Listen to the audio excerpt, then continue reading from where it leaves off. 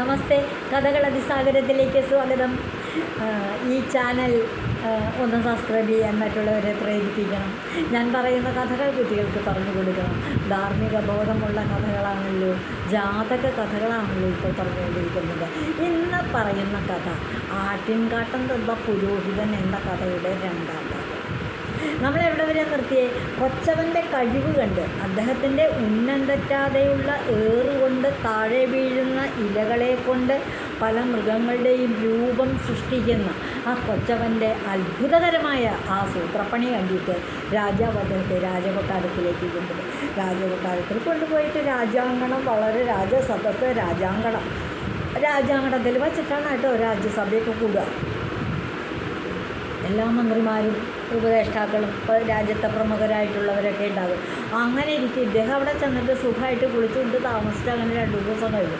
കുറച്ച് ദിവസം കഴിഞ്ഞപ്പോൾ ഒരു സ്വകാര്യമായിട്ട് സേവകന്മാരെ പറഞ്ഞ് ഏർപ്പാട് ചെയ്തു. അദ്ദേഹത്തിനെ തന്നെ കൊണ്ടുവന്നു കഴിഞ്ഞപ്പോൾ അപ്പം ആ വന്ന കൂട്ടത്തിൽ ഒരാളുണ്ടായിരുന്നു. രാജാവിൻ്റെ കൊട്ടാരത്തോടനുബന്ധിച്ച് ഒരു ആടുകളെ വളർത്തുന്ന ഒരു കൃഷിയിടമുണ്ട്. ആട് ഫാം തന്നെ. ആ ആട് ഫാമിലുള്ള ഒരു ഉദ്യോഗസ്ഥൻ എന്ന് വെച്ചാൽ അതിൻ്റെ ഒരു സൂക്ഷിപ്പുകാരനാണ്. അയാളോട് പറഞ്ഞു, എടോ ഒരു 10-20 ആട്ടിൻകാട്ടം കൊണ്ടുവരും. ആട്ടിൻകാട്ടത്തിൻ്റെ രൂപം ഏത് വിധത്തിലാണ്? നിങ്ങൾ പുളിങ്കുരു കണ്ടിട്ടുണ്ടാവില്ലേ? പുളിങ്കുരുവിൻ്റെ അത്രയ്ക്ക് വലിപ്പത്തിൽ ഉരുണ്ടിട്ടുള്ള ഓരോ മണിയായിട്ടിരിക്കും.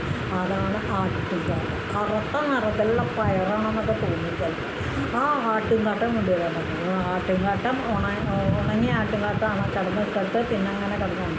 ഈ ആട്ടിടയൻ ആട്ടിൻകാട്ടം കൊണ്ടുവന്ന് കൊടുത്തു. സേവകനെ ഏൽപ്പിച്ചു. സേവകൻ സാധനം കൊണ്ടുവന്നിട്ടുണ്ടെന്ന് പറഞ്ഞു. കൊച്ചവനെ കൊണ്ടുവന്നു.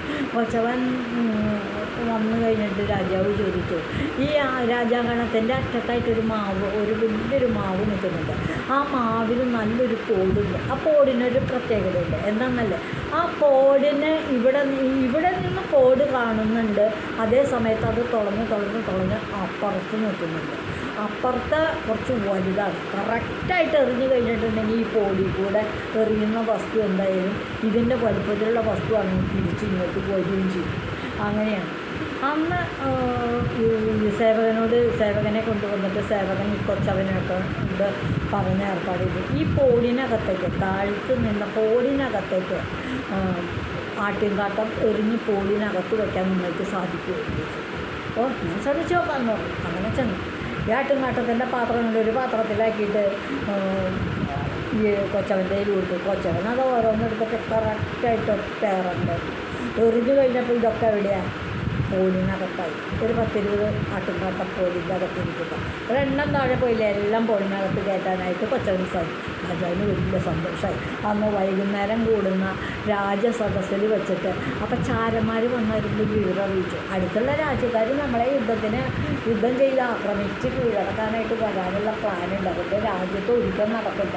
നമുക്ക് അവരെ തോൽപ്പിക്കാനും ജയിക്കാനും പോണതിനേക്കാളേറെ നമ്മുടെ പ്രജകൾക്ക് ബുദ്ധിമുട്ടില്ലാത്ത വിധത്തിൽ ദൈനംദിന ജീവിതം നടത്തിക്കൊണ്ട് പോകാനായിട്ട് നമ്മൾ എന്തൊക്കെ ഒരുക്കങ്ങൾ ചെയ്യണം എന്നുള്ള വിഷയമാണെന്ന് രാജ്യസദസ്സിൽ സംസാരിക്കാൻ പാടില്ല.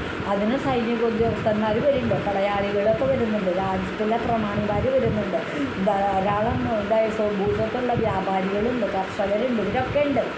പടയാളികളുടെ തലവന്മാരൊക്കെ ഉണ്ട്. പക്ഷേ ഇവരൊന്നും വർത്താനം പറയാനായിട്ട്, ഒരു കാര്യം പറയാനായിട്ട് ഈ പുരോഹിതം സമ്മതിക്കില്ല. അങ്ങനെ പ്രഭാഷണം പറയും. നിങ്ങൾ ഇദ്ദേഹത്തിൻ്റെ വായ അടച്ചു കിട്ടണം. അല്ലെങ്കിൽ ഈ പ്രഭാഷണം ഏതെങ്കിലും വിധത്തിൽ എന്തെങ്കിലും ഒരു സമാധാനം നമുക്കുണ്ടാകും. അതിന് വേണ്ടിയിട്ട് എന്ത് ചെയ്തു? ഈ പോടിൻ്റെ നേർഭാഗത്തെ പോട് അവിടെ ആയിരിക്കണം.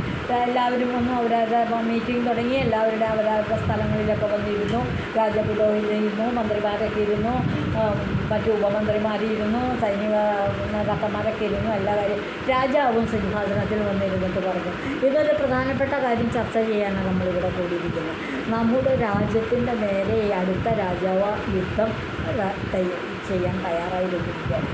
ആ സമയത്ത് നമ്മുടെ സേനാവിഭാഗങ്ങൾ ഒരു വലിയ വിഭാഗം യുദ്ധ മുന്നണിയിലേക്ക് പോകും.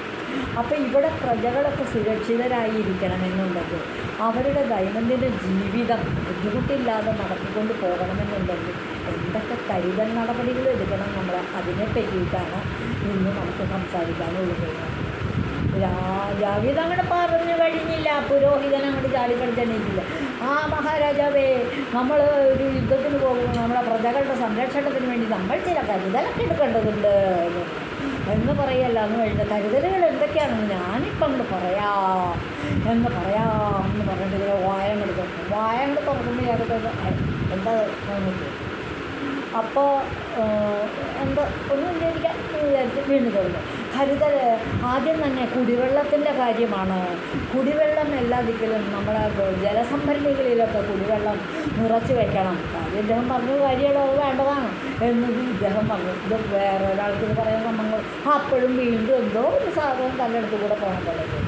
പിന്നെ നോക്കി വരുമ്പോൾ ഭക്ഷണ സാധനങ്ങൾ നമ്മൾ കരുതി വയ്ക്കണം, ധാന്യങ്ങൾ കരുതി വയ്ക്കണം, നമ്മുടെ കന്നുകാലികളെയൊക്കെ സുരക്ഷിതമായിട്ട് സൂക്ഷിക്കണം. നമ്മുടെ സൈനികർക്കെല്ലാം അവരവരുടെ ഭവനങ്ങൾ കൂടി സംരക്ഷിക്കേണ്ട ചുമതലയുണ്ട്. അത് രാജാവിൻ്റെ ചുമതലയാണ്. ഭടന്മാരൊക്കെ യുദ്ധമുന്നണിയിലേക്ക് പോകും. ഇങ്ങനെ യുദ്ധം വന്നാൽ വേണ്ടതായ സർവമാന കാര്യങ്ങളും ഒരു രാജാവിനൊരു നിർദ്ദേശം പറയാൻ പറ്റിയില്ല, മന്ത്രിമാർക്കൊരു നിർദ്ദേശം പറയാൻ പറ്റിയില്ല, സൈനിക ഉദ്യോഗസ്ഥർക്ക് പോലും ഒരക്ഷരം മിണ്ടാൻ പറ്റിയില്ല. പക്ഷേ ഇങ്ങനെ കുറച്ച് നേരം പ്രസംഗം കഴിഞ്ഞപ്പോൾ എന്താണെന്നറിയില്ല, പുരോഹിതരാകെ വയറിങ്ങനെ കൊടുത്തു എന്തൊരു കാര്യമാണ്. അപ്പോൾ എന്താ അങ്ങേക്കൊരു വിഷമം പോലെ എന്ന് പറഞ്ഞപ്പോൾ എൻ്റെ വയറിങ്ങനെ വീർത്ത് വയറ് വീർക്കുക. അതെ, അങ്ങ് വല്ലതും കഴിച്ചു എന്ന് ചോദിച്ചപ്പോൾ മന്ത്രി, ഞാൻ ഒന്നും കഴിച്ചില്ല, ഒരു ഭക്ഷണം കഴിച്ചില്ല, ഞാൻ നേരെ ഇത്തിരി വർത്തമാനം പറഞ്ഞുകൊണ്ടിരിക്കണേ. വർത്തമാനം പറഞ്ഞാൽ വയറ് വീർക്കും പറഞ്ഞാൽ വയറ് വീർക്കാനും വഴിയില്ല, വയറ് വീർക്കില്ല. പിന്നെന്താ എൻ്റെ വയറ് വീർക്കണേ? എന്താണോ അങ്ങ് പറഞ്ഞു ശരിയാ, വയറ് വീർക്കട്ടെ. വയറ് വീർത്തിട്ടുണ്ട് എന്ന് പറഞ്ഞു. കുറച്ച് വെള്ളം കുടിക്കാൻ വെള്ളമൊന്നും ഉണ്ടായിരുന്നു. തരി എന്ന് പറഞ്ഞു. പുരോഹിതന് വെള്ളം കൊണ്ട് കൊടുത്തു. വെള്ളം കൂടി അങ്ങോട്ട് ചെന്ന് കുടിച്ച് കഴിഞ്ഞപ്പോൾ വയറ് വീർക്കുന്നു. മാത്രമല്ല വീർത്ത് വല്ലതായി. എനിക്ക് മിണ്ടാൻ വയ്യാണ്ടായില്ലോ. എനിക്ക് ശ്വാസം കിട്ടുന്ന പോലെ, എനിക്ക് ശരീരത്തിൽ എന്തോ ഒരു അസ്വസ്ഥത പോലെ തോന്നുന്നു എന്നൊക്കെ പറഞ്ഞു. അങ്ങ് പോയി വിശ്രമിക്കൂ, വീട്ടിൽ പോയി കിടന്ന് വിശ്രമിക്കൂ, കുറച്ചും കൂടി വെള്ളം കുടിക്കൂ, അദ്ദേഹത്തിനെ ഭവനത്തിൽ കൊണ്ടാക്കൂ പുരോഹിതനെ എന്നും പറഞ്ഞ് പുരോഹിതനെ കൊണ്ടുപോവുകയും ചെയ്തു. അപ്പോൾ അന്നത്തെ സഭ പിന്നീട് മന്ത്രിമാരും സൈനിക ഉദ്യോഗസ്ഥരും ഒക്കെ ചില നിർദ്ദേശങ്ങളൊക്കെ പറഞ്ഞ് അങ്ങനെ സഭ വിളിക്കും. അപ്പോൾ എന്താ സംഭവിച്ചത്? എങ്ങനെ ഈ പുരോഹിതൻ്റെ വർത്തമാനം നിന്നത്? വയറ് കൂർത്ത് അദ്ദേഹത്തിന് അസ്വസ്ഥത വന്നത് മനസ്സിലായോ നിങ്ങൾക്ക്? ഒരു സൂത്രം ഉണ്ടായിരുന്നു ഇവിടെ. നമ്മുടെ കൊച്ചവൻ ചെയ്ത പണിയാ. എന്താ പണി? കഴിഞ്ഞ ദിവസം എറിഞ്ഞ് വീഴ്ത്തി പോടിനകത്ത് കയറ്റി വെച്ച ആട്ടിൻകാട്ടം ഉണ്ടെങ്കിൽ ആട്ടിൻകാട്ടം ഉണ്ടല്ലോ, ഇവിടെ യോഗം കൂടിക്കൊണ്ടിരിക്കുമ്പോൾ പുരോഹിതൻ ഇങ്ങനെ വായ കൂട്ടാണ്ട് വർത്തമാനം പറയണേക്കൊക്കെ ആ പോടിൻ്റെ ഉള്ളിൽ കൂടെ ഒറ്റേറ് ഒരാട്ടിൻകാട്ടം പോയി വായ അതങ്ങ് പോയി. അടുത്തത് പിന്നാലെ അപ്പം അതും പോയി, പിന്നെയും പോയി. അങ്ങനെ പോടിനകത്ത് രാജസേവകർ കൊണ്ടത് സൂക്ഷിച്ച് വെച്ചിരുന്ന ആട്ടുംകാട്ടം മുഴുവൻ അപ്പുറത്തെ കോണി വച്ച് കയറി ഇരിപ്പിടത്തിലിരുന്നു കൊണ്ട് കൊച്ചവൻ രാജപുരോഹിതൻ്റെ വായയിലേക്ക് അങ്ങനെ എറിഞ്ഞു കൊടുത്തു. അതും മുഴുവൻ രാജപുരോഹിതനെ ഒന്നെൻ്റെ പിന്നാലെ ഉണങ്ങിയാട്ടുംകാട്ടല്ലേ വെള്ളം കുടിച്ച് കഴിഞ്ഞപ്പോൾ എന്തുണ്ടായി? ആട്ടുംകാട്ടൊക്കെ ഉണ്ട് കുതർന്നു പരമതന്നായി പോയില്ലേ. അതോടുകൂടി പിറ്റേ ദിവസം മീറ്റിംഗ് കൂടി എല്ലാവരും കൂടി ഒന്ന് രാജപുരോഹിതൻ ഞാനിനി ഒരുപാട് വർത്തമാനമൊന്നും പറയുന്നില്ല, അത്യാവശ്യ കാര്യം മാത്രമേ ഞാൻ പറയുന്നുള്ളൂ. എനിക്ക് ഇന്നലത്തെ അസ്വസ്ഥത മുഴുവൻ അങ്ങോട്ട് മാറിയിട്ടില്ല എന്ന് രാജപുരോഹിതൻ്റെ ആ അമിത സംഭാഷണം അതോടുകൂടി നിലച്ചു. മിതമായിട്ട് വർത്തമാനം പറയുള്ളൂ. പിന്നീട് കൊച്ചവനെ വിളിച്ച് രാജാവ് വളരെ പാരിതോഷികങ്ങളൊക്കെ കൊടുത്തു. അങ്ങനെയാണ് ആട്ടിൻകാട്ടം പുരോഹിതൻ്റെ കഥ. ഇതുവഴി വന്നാലും ഇത്തിരി നേരം ഇരുന്നാലും കഥകൾ കേട്ടാലും കളിയായി പറയും കഥയാണേ, കാര്യം പറയും കഥയാണേ. ചാനൽ സബ്സ്ക്രൈബ് ചെയ്യുന്ന കാര്യം മറക്കണ്ട.